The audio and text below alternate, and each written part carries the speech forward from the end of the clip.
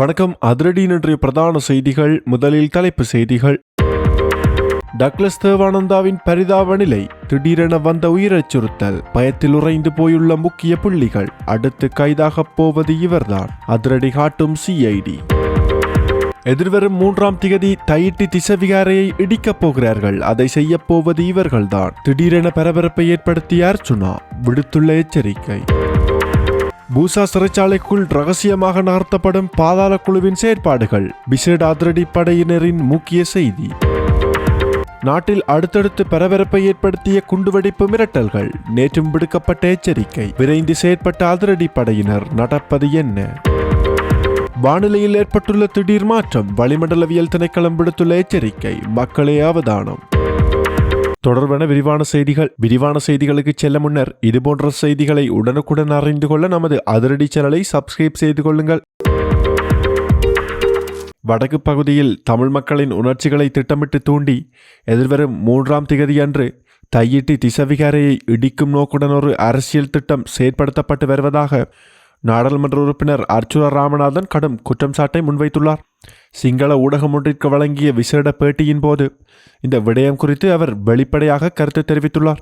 இந்த நடவடிக்கைகளின் பின்னணியில் அனுரகுமார திசாநாயக்க தலைமையிலான தற்போதைய அரசாங்கம் இருப்பதாகவும், வடக்கு பகுதியில் குழப்பம், பதற்றம் மற்றும் மோதல்களை உருவாக்கும் நோக்கிலேயே ஜனவரி 3ஆம் திகதியை குறியாக கொண்டு இந்த செயற்பாடுகள் முன்னெடுக்கப்படுவதாகவும் அவர் கூறியுள்ளார்.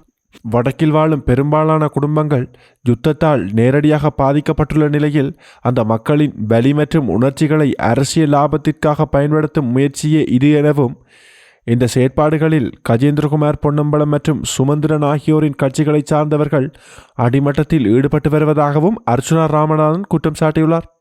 தையிட்டி திசவிகாரை அமைந்துள்ள காணிக்கு உரிமை கோரும் தரப்பினர் இருந்தால் அவர்களுக்கு மாற்றுக்காணி அல்லது உரிய இழப்பீடு வழங்கி அமைதியான தீர்வை ஏற்படுத்த வேண்டுமென சுமார் ஒரு வருடத்திற்கு முன்னர் தான் ஜனாதிபதியிடம் முன்மொழிந்ததாகவும், அதற்கு அப்போது சாதகமான பதில் கிடைத்ததாகவும் அவர் தெரிவித்துள்ளார். ஆனால் தற்போது அந்த தீர்வை நடைமுறைப்படுத்த அரசாங்கம் முன்வராத நிலையில் தமிழ் மக்களை மீண்டும் தீவிரவாதிகளாக சித்தரித்து அரசியல் செய்யும் முயற்சியாகவே இந்த விவகாரம் கையாளப்படுவதாக அவர் தெரிவித்துள்ளார். இந்த பிரச்சனையை முன்னிறுத்தி சில தரப்பினர் தங்களது அரசியல் தோல்விகளையும் பொய்களையும் மறைக்க முயற்சிக்கின்றனர் என்றும், அரசியல் ஆதரவு இல்லாமல் இவ்வாறான நடவடிக்கைகள் இடம்பெற வாய்ப்பில்லை என்றும் அவர் வலியுறுத்தினார். மேலும் தையிட்டி திசவிகாரை தொடர்பிலான இந்த பிரச்சினைக்கு தற்போதைய அனுர அரசாங்கம் மட்டுமன்றி கடந்த கால அரசாங்கங்களும் மறைமுக ஆதரவு வழங்கியுள்ளதாகவும், மொட்டு கட்சியை சார்ந்த சரத் வீரசேகரவும் இந்த நிலைப்பாட்டிற்கு துணை நிற்பதாகவும் அர்ச்சுனா ராமநாதன் தெரிவித்தார். இறுதியாக வடக்கில் மீண்டும் பதற்றமான சூழலை உருவாக்கும் இந்த நடவடிக்கைகளை உடனடியாக நிறுத்தி அமைதியான தீர்வுக்கு முன்னுரிமை வழங்குமாறும் அவர் பணிவுடன் கேட்டுக்கொண்டுள்ளார். பாதாள உலகக்குழு குற்றச்செயல்களுடன் தொடர்புடையதாக மீட்கப்பட்ட துப்பாக்கி ஒன்றை அடிப்படையாக கொண்ட விசாரணையின் கீழ் முன்னாள் அமைச்சர் டக்ளஸ் தேவானந்தா கைது செய்யப்பட்டு தற்போது சிறையில் அடைக்கப்பட்டுள்ளார். குற்றப்புலனாய்வு திணைக்களம் மேற்கொண்ட இந்த கைது நடவடிக்கையின் பின்னர் அவரை மற்ற கைதிகளுடன் சேர்த்து சிறை வாகனத்தில் அழைத்துச் செல்லும் காட்சிகள் சமூக வலைத்தளங்களில் பரவலாக பரவி வருகிறது. ஒரு காலத்தில் சித்திரவதை சம்பவங்களுடன் தொடர்புபட்டதாக குற்றச்சாட்டுக்களை எதிர்கொண்ட நபராக அறியப்பட்ட டக்ளஸ் தேவானந்தா இன்று சட்டத்தின் முன் கைது செய்யப்பட்டு சிறையில் அடைக்கப்பட்டிருப்பது அரசியல் சூழலில் பல்வேறு விவாதங்களை எழுப்பியுள்ளதாகவும் தெரிவிக்கப்படுகிறது. அனுரகுமார திசாநாயக்க தலைமையிலான தற்போதைய அரசாங்கம் முன்னெடுத்து வரும் கடுமையான சட்ட நடவடிக்கைகளின் ஒரு பகுதியாகவே முன்னாள் ஆட்சியாளர்களுடன் நெருங்கிய தொடர்பில் இருந்ததாக கூறப்படும் தமிழ் அரசியல்வாதிகள் தொடர்ச்சியாக கைது செய்யப்பட்டு வருவதாக அரசியல் வட்டாரங்கள் தெரிவிக்கின்றன.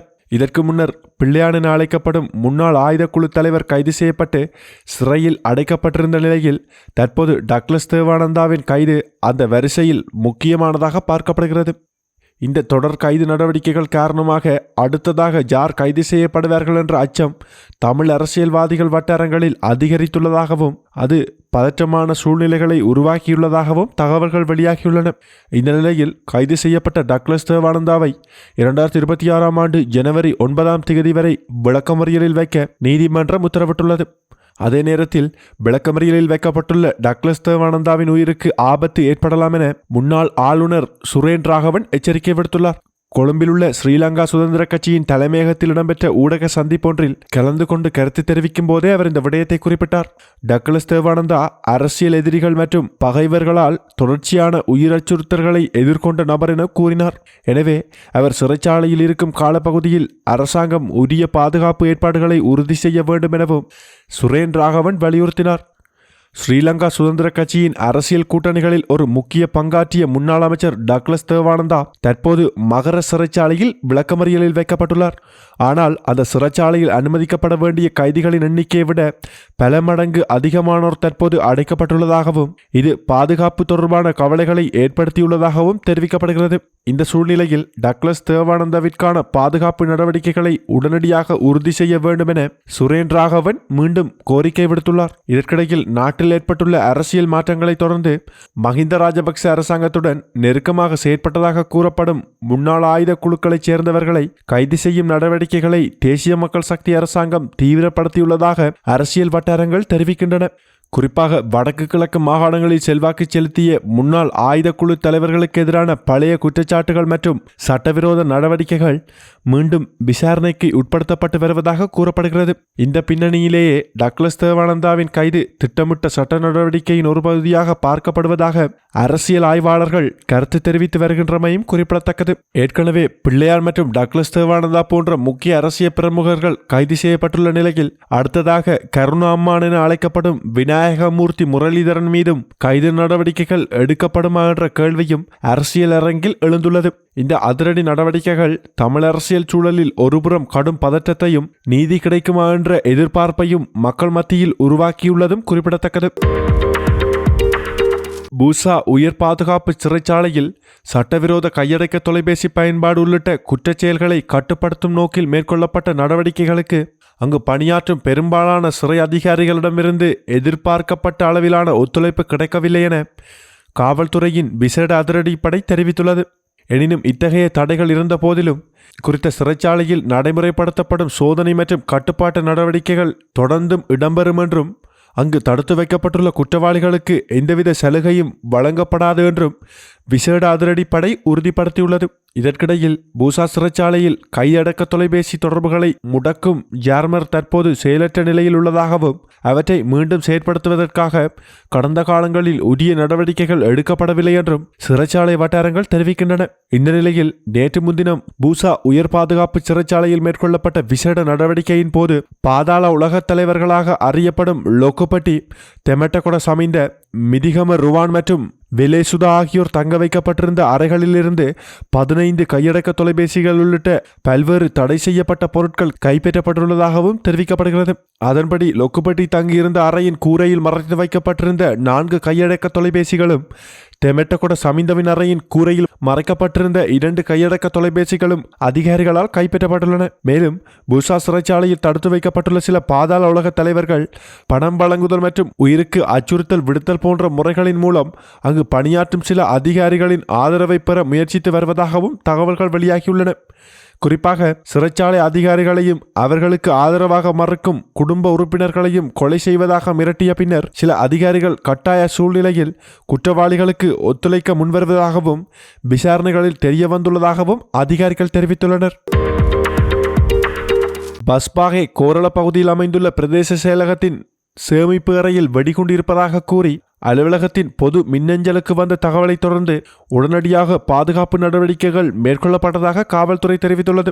இந்த தகவலை அடுத்து சம்பவ இடத்தில் மேற்கொள்ளப்பட்ட விரிவான சோதனைகளின் போது சந்தேகத்திற்குரிய எந்தவொரு பொருளும் கண்டுபிடிக்கப்படவில்லை என அதிகாரிகள் உறுதி செய்துள்ளனர். பஸ்பாகே கோரள பிரதேச செயலாளர் ரம்யா ஜெயசுந்தரவுக்கு அனுப்பப்பட்ட மின்னஞ்சல் செய்தியில் வெளிநாட்டில் இருந்து வந்த ஒரு கூடாரத்தில் வெடிகுண்டு மறைத்து வைக்கப்பட்டுள்ளதாகவும் அது பிற்பகல் நேரத்தில் வெடிக்கக்கூடும் என்றும் குறிப்பிடப்பட்டிருந்ததாக தெரிவிக்கப்படுகிறது. இந்த தகவல்களை பெற்றவுடன் பிரதேச செயலாளர் உடனடியாக நடவடிக்கைகளை எடுத்து அலுவலகத்தில் பணியாற்றிய ஊழியர்களையும் சேவைக்காக வந்த பொதுமக்களையும் பாதுகாப்பாக அப்புறப்படுத்தியதுடன் சம்பவம் குறித்து பாதுகாப்பு படையினருக்கும் காவல்துறையினருக்கும் அறிவுறுத்தியுள்ளார். இதனைத் தொடர்ந்து நாவலப்பட்டிய காவல்துறை விசேட அதிரடிப்படை, இராணுவ வெடிகுண்டு செயலிழப்பு பிரிவு மற்றும் காவல்துறை மேப்பனாய் பிரிவு ஆகியவை இணைந்து சேமிப்பு அறையில் முழுமையான ஆய்வுகளை மேற்கொண்டன. அந்த சோதனைகளின் முடிவில் வெடிகுண்டு அல்லது சந்தேகத்திற்குரிய எந்தவொரு பொருளும் அங்கு இல்லை என்பது உறுதியாகியுள்ளது. இதேவேளை சமீப காலமாக நாட்டில் பல பகுதிகளில் தொடர்ச்சியாக வெடிகுண்டு மிரட்டல்கள் பதிவாகி வருவதால் பொதுமக்களிடையே அச்சமும் பரபரப்பும் அதிகரித்துள்ளதாக தெரிவிக்கப்படுகிறது. இந்த சூழ்நிலையில் இத்தகைய மிரட்டல்களை தீவிரமாக கண்காணித்து உடனடி நடவடிக்கைகளை எடுக்க இலங்கை காவல்துறை மற்றும் விசேட அதிரடி படையினர் நாடு முழுவதும் விரைந்து செயற்பட்டு வருகின்றனர் என்பதும் குறிப்பிடத்தக்கது. எதிர்வரும் 24 மணி நேரத்திற்குள் அமலுக்கு வரும் வகையில் வளிமண்டலவியல் திணைக்களம் புதிய வானிலை முன்னறிவிப்பை வெளியிட்டுள்ளது. அந்த முன்னறிவிப்பின்படி வடக்கு, கிழக்கு மற்றும் ஊவா மாகாணங்களுடன் மாத்தளை, நுவரெலியா மற்றும் பொலனறுவை மாவட்டங்களிலும் இன்றைய தினம் இடையே மழை பெய்யும் வாய்ப்பு காணப்படுவதாகவும் தெரிவிக்கப்பட்டுள்ளது. மேலும் இப்பகுதிகளில் சில இடங்களில் 50 மில்லிமீட்டருக்கும் அதிகளவான மழை வீழ்ச்சி பதிவாகும் சாத்தியமுள்ளதாகவும் வளிமண்டலவியல் திணைக்களம் எச்சரித்துள்ளது. இதனுடன் கண்டி மற்றும் அனுராதபுரம் மாவட்டங்களிலும் பலத்த மழை பெய்யக்கூடும் என முன்னறிவிப்பு விடுக்கப்பட்டுள்ளது. அதேபோல் சப்ரகமுவ மற்றும் தெற்கு மாகாணங்களிலும் களுத்துறை மாவட்டத்திலும் பிற்பகல் 2 மணிக்கு பிறகு சில பகுதிகளில் இடியுடன் கூடிய மழை பெய்யும் சூழல் உருவாகலாம் எனவும் எதிர்பார்க்கப்படுகிறது. இதற்கிடையில் மத்திய மலைநாட்டின் கிழக்கு சரிவுகள், வடக்கு, வடமத்திய மற்றும் வடமேற்கு மாகாணங்கள், மேலும் ஹம்பாந்தோட்டை, மொனராகலை மற்றும் திருகோணமலை மாவட்டங்களில் அவ்வப்போது மணிக்கு சுமார் 10 கிலோமீட்டர் வேகத்தில் காற்று வீசக்கூடும் என்றும் சில நேரங்களில் மணிக்கு சுமார் 40 மைல் வேகத்தில் மிதமானது முதல் பலமான காற்று வீசும் சாத்தியம் இருப்பதாகவும் தெரிவிக்கப்பட்டுள்ளது. அதே நேரம் மேற்கு, சப்ரகமுவ மற்றும் மத்திய மாகாணங்களுடன் காலி மற்றும் மாத்தளை மாவட்டங்களில் அதிகாலை நேரங்களில் சில இடங்களில் மூடுபனி நிலவக்கூடும் எனவும் அறிவிக்கப்பட்டுள்ளது. எனவே இடியுடன் கூடிய மழை காரணமாக ஏற்படக்கூடிய தற்காலிக பலத்த காற்று, மின்னல் தாக்கங்கள் மற்றும் பிற அபாயங்களை கருத்தில் கொண்டு பொதுமக்கள் அவதானத்துடன் இருந்து தேவையான பாதுகாப்பு நடவடிக்கைகளை மேற்கொள்ளுமாறு வளிமண்டலவியல் திணைக்களம் கேட்டுக்கொண்டுள்ளது. இத்துடன் அதிரடியின் இன்றைய பிரதான செய்திகள் நிறைவடைகின்றன. எமது செய்தி தொடர்பான உங்களுடைய கருத்துக்களை மறக்காமல் கமெண்டில் பதிவிடுங்கள். மேலும் இதுபோன்ற செய்திகளை உடனுக்குடன் அறிந்து கொள்ள நமது அதிரடி சேனலை சப்ஸ்கிரைப் செய்து கொள்ளுங்கள்.